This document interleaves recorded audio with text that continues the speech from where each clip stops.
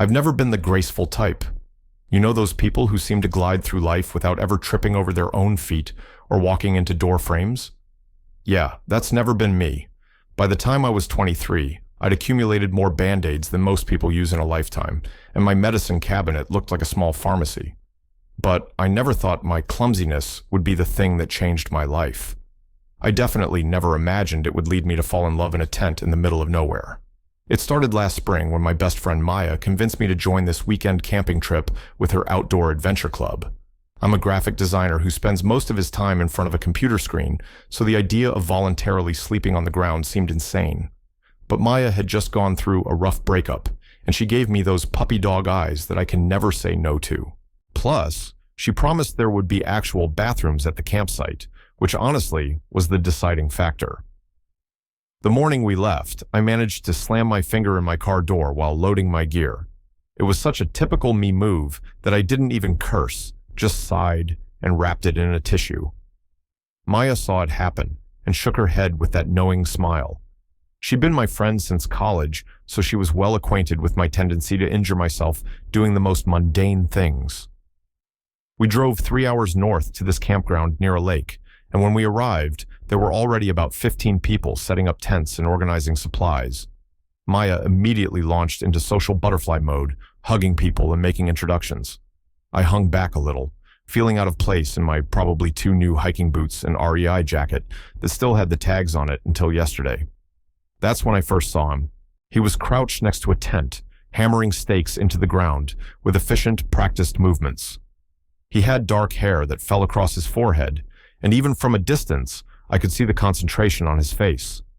He was wearing a faded blue t-shirt that had seen better days, and there was something about the capable way he moved that made my stomach do this weird flip. Maya grabbed my arm and dragged me over. "Ethan, this is my friend I told you about, the one who's never been camping before." He looked up, and I got hit with the full force of his eyes. They were this incredible hazel color, green and gold and brown all mixed together. He smiled, and I felt my face get warm. "Hey," he said, standing up and wiping his hand on his jeans before offering it to me. "I'm Ethan. Welcome to the wilderness." His handshake was firm and warm, and I held on maybe a second too long before letting go. "I'm Daniel, and yeah, this is definitely outside my comfort zone." "Well, you picked a good group for your first time," he said. "We're pretty laid back, and the weather's supposed to be perfect this weekend." Maya was already getting pulled away by someone else, and she called back, "Oh, Ethan, Daniel doesn't have a tent partner. His was supposed to be Jake, but he canceled last minute. Do you mind sharing?" I wanted to die. I wanted the ground to open up and swallow me whole. Here was this gorgeous guy who clearly knew what he was doing, and now he was going to be stuck with the camping newbie who would probably somehow set the tent on fire. But Ethan just shrugged easily. "Sure, no problem. I've got a 2-person tent already set up. You can throw your stuff in there." "Are you sure?" I asked. "I don't want to impose." "It's fine," he said, and his smile seemed genuine. "Besides, someone's got to make sure you don't wander off and get lost in the woods." He said it teasingly, not meanly, but I still felt like I was already being a burden. I grabbed my backpack and sleeping bag from Maya's car and followed Ethan to his tent. It was set up in a nice spot under some trees with a view of the lake through the branches. "So, what made you decide to try camping?" Ethan asked, as I awkwardly tried to figure out how to arrange my stuff in the tent without taking up too much space.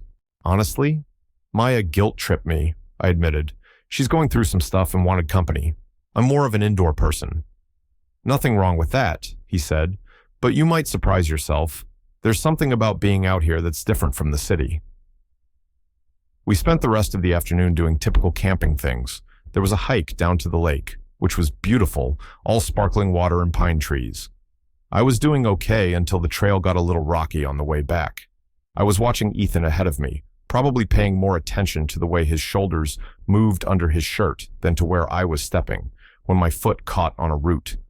I went down hard, catching myself on my hands. Pain shot through my left palm, and when I looked down, there was a scrape bleeding steadily with some dirt embedded in it. "Oh, for fuck's sake," I muttered. Ethan turned around immediately.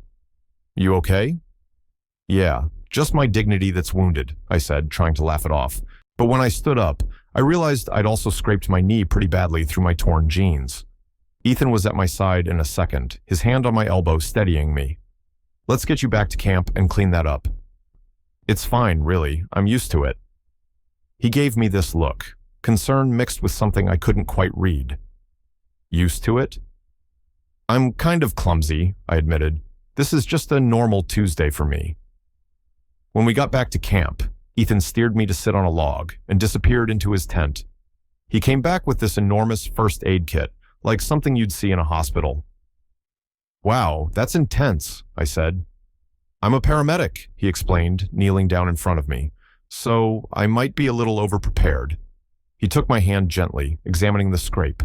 His touch was careful, professional, but I felt it everywhere. He cleaned the wound with antiseptic wipes, and I tried not to wince. You're doing great, he said softly. I've had grown men cry over less than this.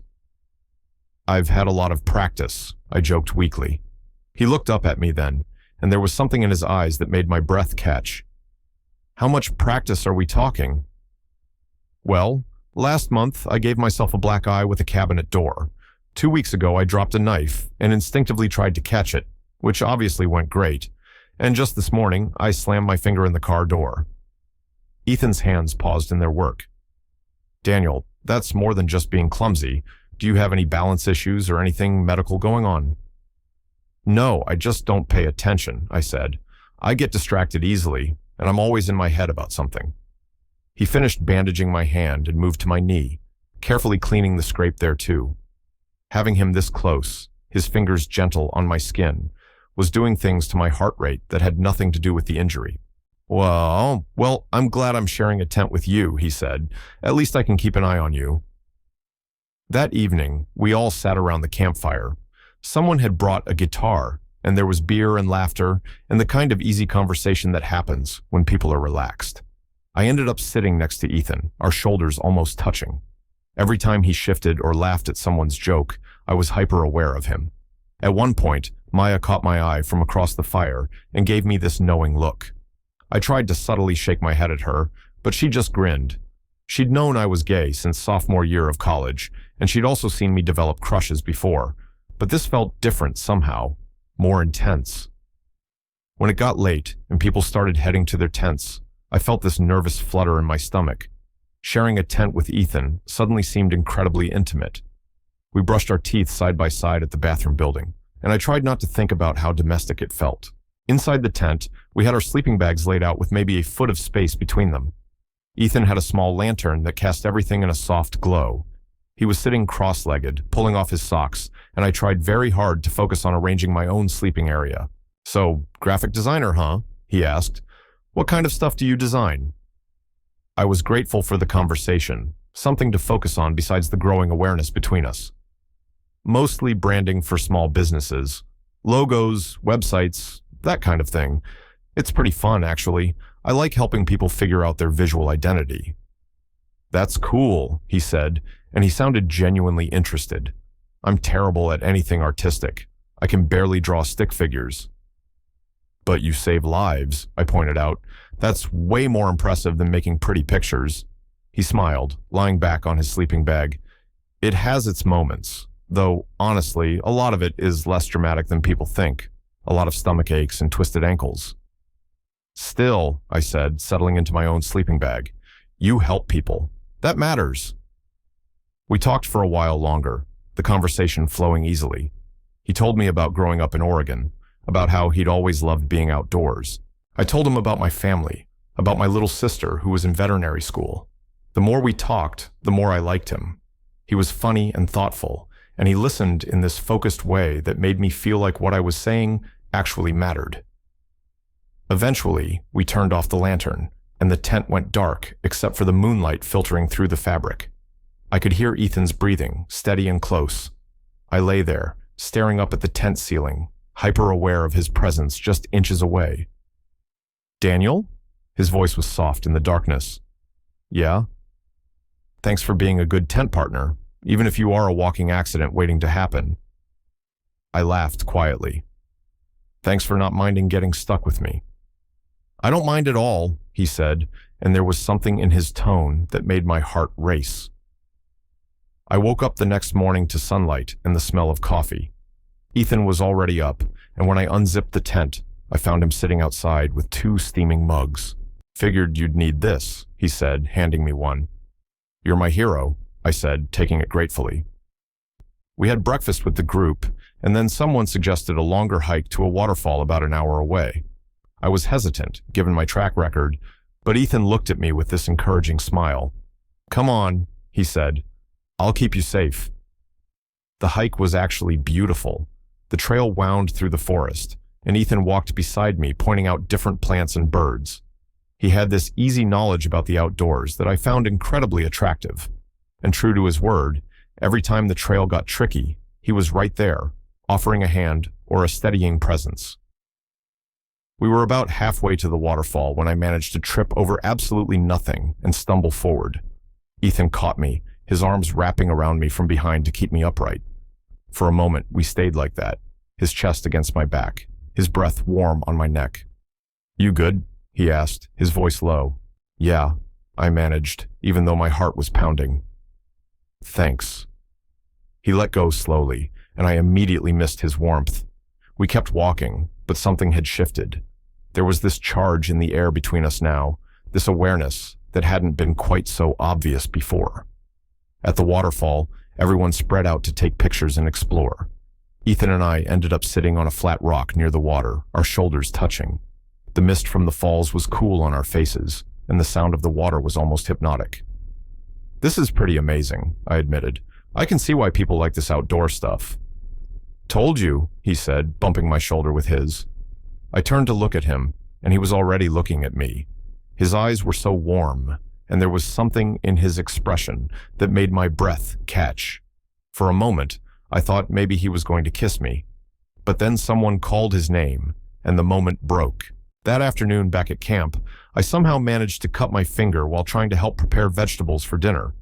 It wasn't bad, just a small slice from the knife, but of course, Ethan was immediately there with his first aid kit. "I'm starting to think you do this on purpose," he said, but he was smiling as he wrapped a Band-Aid around my finger. "Trust me, if I could stop being a disaster, I would," I said. He kept hold of my hand even after the Band-Aid was on, his thumb brushing over my knuckles. "I don't think you're a disaster." "No?" "No," he said firmly. "I think you're distracted, always in your head about something, and I think maybe you need someone to help ground you a little." The way he was looking at me made my stomach flip.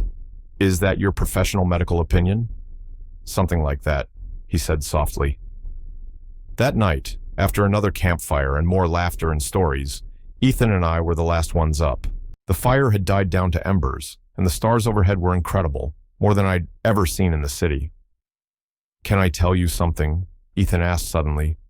"Of course." "When Maya told me about you, about her friend who'd never been camping before, I didn't think much of it. But then I saw you when you arrived, and I don't know. There was something about you." My heart was racing. "Something?" "Yeah," he said, turning to look at me. "And then spending time with you this weekend, getting to know you. Daniel, I really like you." I couldn't breathe. "I really like you too." "Yeah?" His smile was hopeful, a little uncertain. "Yeah," I confirmed. "I've been trying not to be obvious about it." He laughed, reaching over to take my hand.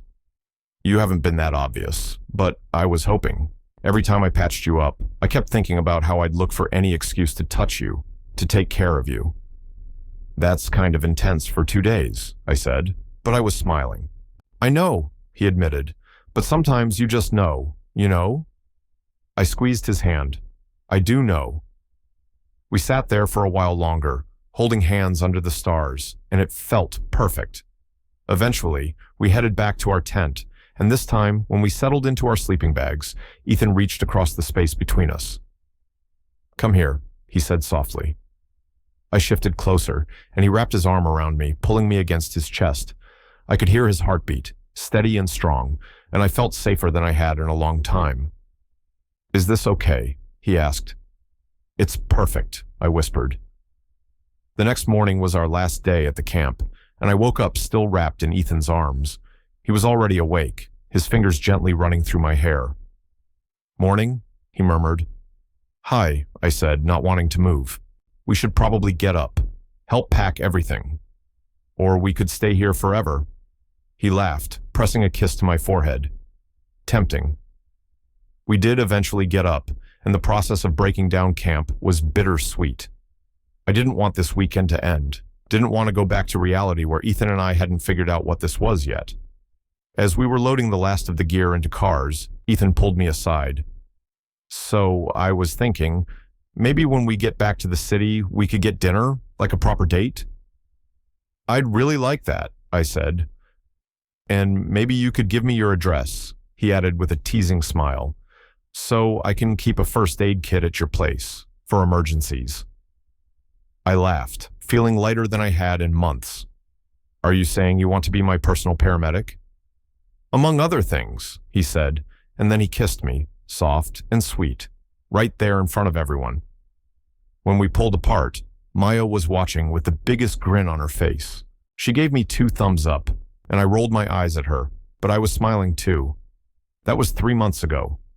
Now, Ethan does keep a first aid kit at my apartment, right next to the one I already had. He's used it more times than I can count, always with that patient, gentle care that makes me fall for him a little more each time. We go camping once a month now, and I'm getting better at not injuring myself, though Ethan says he doesn't mind either way. Last week, he told me he loved me while bandaging a burn I got from grabbing a hot pan without an oven mitt. I set it back, and he kissed me, and I thought about how strange life is, how my clumsiness, the thing I'd always been embarrassed about, had led me to him. Sometimes the universe works in weird ways.